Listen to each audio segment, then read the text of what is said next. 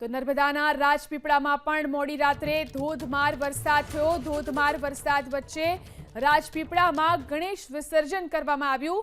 ભારે વરસાદથી ગણેશ પંડાલોમાં પણ પાણી ભરાઈ ગયા। તો જોઈ શકાય છે ગણેશ વિસર્જન જે થઈ રહ્યું છે તે પણ ભારે વરસાદની વચ્ચે કરવામાં આવ્યું। આ રીતે જે ભક્તો છે તે પણ ઝૂમી ઉઠ્યા હતા વરસાદની અંદર। રાજપીપળામાં મોડી રાત્રે ધોધમાર વરસાદ વરસ્યો અને આ વરસાદ વચ્ચે રાજપીપળામાં આ રીતે ગણેશ વિસર્જન કરવામાં આવ્યું।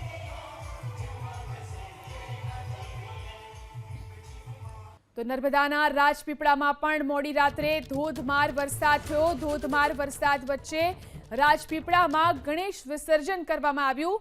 ભારે વરસાદથી ગણેશ પંડાલોમાં પણ પાણી ભરાઈ ગયા।